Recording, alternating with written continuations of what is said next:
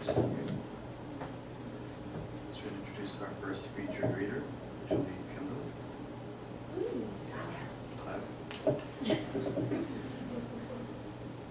Kimberly Gomes is a San Francisco writer and poet.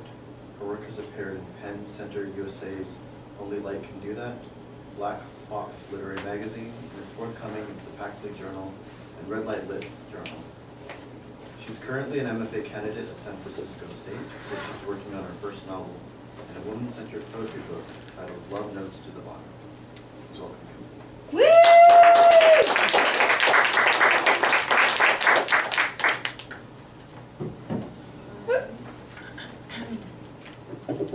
Thank you. It's gonna hear me without this, but all right. So I'm gonna be reading two pieces. One's a short story or an excerpt of it because it's a bit long. But in terms of filling you in on what you're missing from the story, the section of the opening section opens with a suburban woman who's purchasing 3 pounds of thigh and rear meat over a deli counter, which she will use for a cosmetic surgery later that week. Hope's Organic Farm, 10 miles north of Petaluma.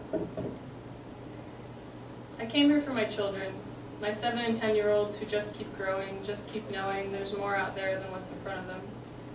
While their birth wasn't a surprise, everything that happened after was.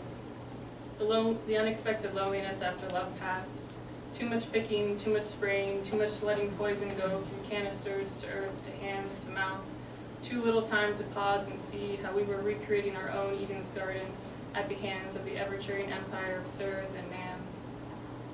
Love living didn't change much for the rest of the town. He was just another body to replace in the ceaseless circles of tasks, but for me it was like waking up to an earthquake every morning, and each time forgetting what it's like to feel the world shake. Some of the other wives said I should expect something from Sir. Extend my palm because the world's bills don't stop just because one heart did. But I told them you can't expect things from people with that much privilege. When you grow accustomed to the clouds, you forget what the earth feels like, smells like. Forget how parts of it crumble with you. It wasn't long after that when I heard of Hope's Farm. Sheila from the corner store was the one who gave me the idea. She told me about her cousins from the city who had taken to additions, growing into bits of others, placing a few pounds here, a couple handfuls there. Some even doubled up on sub-hips and accentuated the curves through waist whittling, compressing their bones with the ribs of another.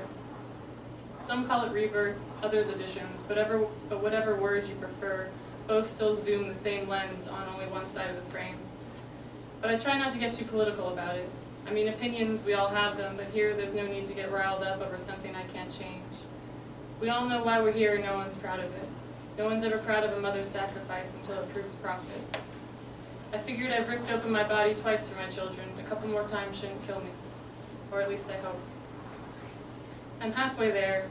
Gained 10 pounds and 8% more underwaist weight, so they started calling me 8. There are plenty more who go by the same, which makes roll call a bit confusing. They don't care who 8 is, just how many of us there are.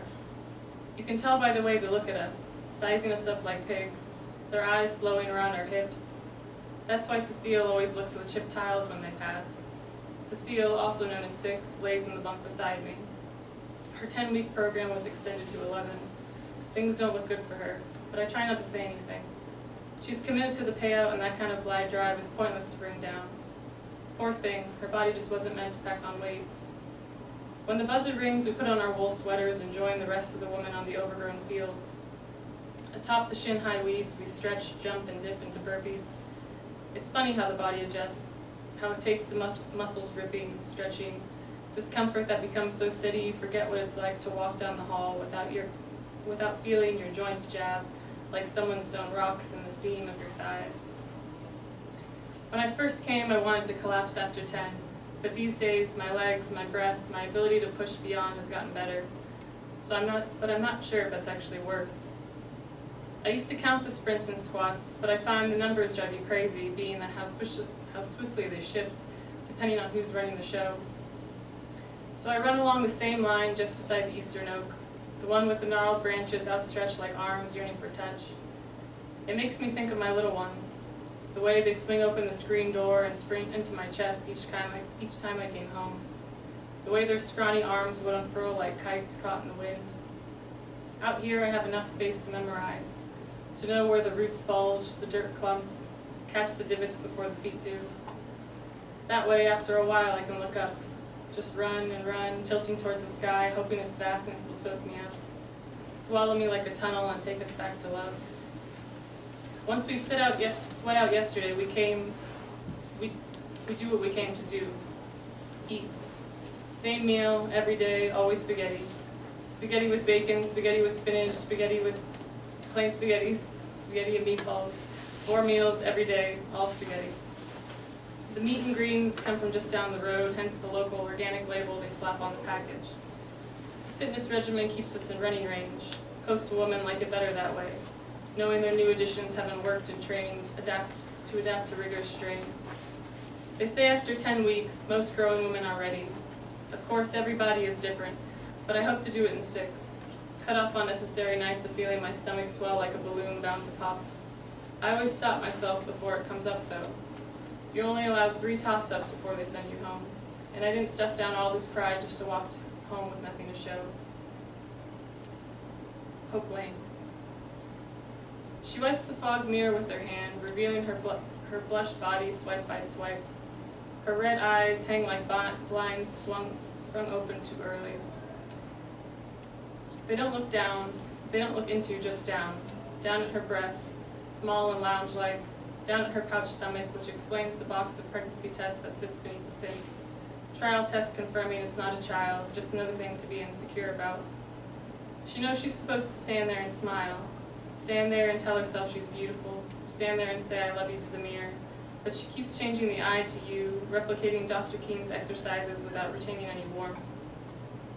She grabs her thin, barely there thigh with one hand and her drooping cheek with another. I love this body, she says. Beautiful body, clenching the fist between fingernails. She brings out her notepad and writes these phrases over and over like a 5th grader sent to detention. The words fill up the page, but not the emptiness in her chest. She replaces the notebook with the phone. Coming home tonight, she types. Already knowing the answer, knowing asking won't only dig her further down. She scoops a clump of molding clay in her palm and presses it where her thighs and butt crease meet. Within minutes, the clay suctions to her skin and chameleons to the tone of her flesh. Not tonight, he writes. Decided to stay an extra night. We'll fly back tomorrow, though. She tops off the wine glass and swipes her bathrobe from the counter, tightening its rope as though it's meant to cinch her in half. As she swings open the door, she sees Sophia sitting there cross-legged on the hardwood, blonde Barbie doll in one hand, G.I. Joe in another. They're dancing on top of a magazine, boasting a woman with thick thighs, full breasts, and a waist not much bigger than the doll's. She prances G.I. Joe across Faith's bare foot. Mommy, who do you talk to in there? It's not nice to eavesdrop on people, Sophia, she says, skirting past the dolls.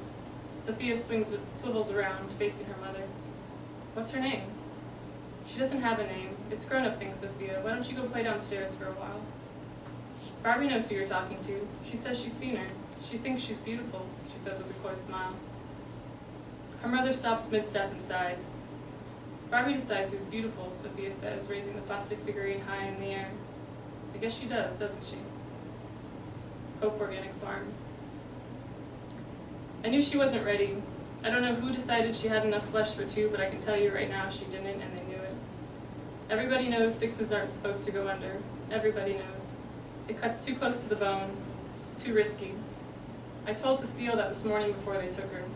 She tried to hide the nerves, the indecision hanging over her bony shoulders, but with the chest that thin, you can see when the breath races, collarbones rising and falling like hurricane winds against the sail.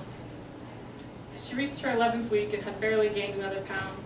She just wasn't ready, but she wouldn't budge, wouldn't leave without something to go home with. Her husband worked alongside Love, and she was planning on putting the $10,000 towards his chemo. Some of the other girls tried to reason with her, even said we'd each divvy up a small portion of our own, and she could borrow the rest from the bank. But she said it was too late for banks, that this was the last stop, the last try, and it looks like she was right. A 9 down the hall said she saw her go in and 2 things come out. One body covered in a white sheet and a silver tray toting a small mound of flesh. A rebirth for some other woman who could afford to avoid the thought of where her new figure came from. Who cringes at the idea of putting silicone in, having watched all the videos of women's bodies crinkle and crumble over the years of toxins. Someone who never stops to think that this new self came from someone who couldn't afford to lose it. She bets thousands on hope and prays self-love will follow. If only Cecile was so lucky. Hope recovery, sweet. Is Mommy sick? Sophia asked, peering up at her father. They hover over the hospital bed, watching her breath sync with the beat of the heart monitor. She's just resting. She'll be good as new soon enough. He presses her palm on top of her satin-like hair. The girl pokes her hand the way she pokes ground turkey in the grocery cart. Her skin doesn't hold like the meat does. Why isn't she moving? She's never this tired. She tugs on her mother's hand and her palm swings heavy off the side of the bed. Sophia, please, your mother is resting. He puts her hand on the back of the pink blanket. Why don't we go find something to read while Mommy rests? Did they give her a new heart? Joey's grandpa got a new heart last week. No, nothing that serious, honey. She just made her legs a little stronger so she could do all those fun things with you. But she was already strong. She can hold 3 bags of groceries all by herself. You'll understand when you're older, sweetheart, he says, combing his hands through her ponytail. Did her friend from the bathroom do this? Barbie said I should have asked more questions. Sophia, this has nothing to do with you or Barbie. This is just your mom's choice. She's happy to be here, and she knows she's getting better soon. He nudges her back through the door. The beep grows fainter as they near the waiting room. And that's where we stop now.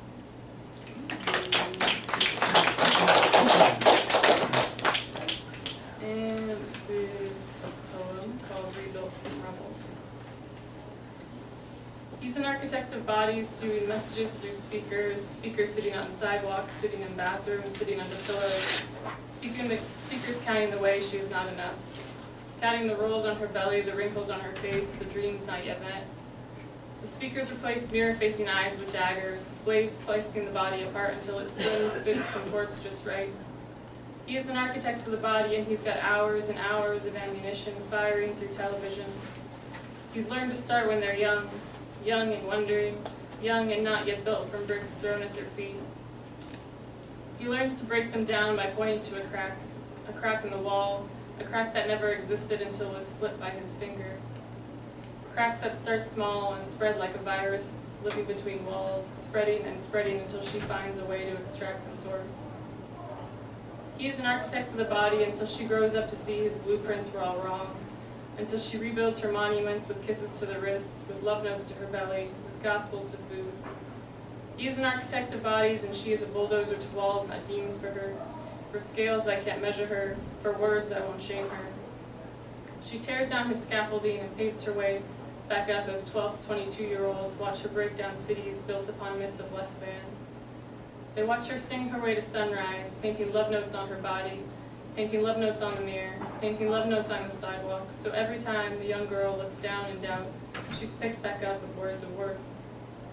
He was an architect of bodies that died the day women decided his homes were no longer inhabitable for the rising, loving, living, for bodies that did not need fixing, for bodies that were so much more than bodies, for bodies that were painted birds flying above city limits, for bodies that are souls, for bodies that are futures, for bodies that are villages rebuilt through rebirth. For every body that never needed an architect to tell it it was whole. For bodies that became mosaics, rebuilt from rubble. Thank you.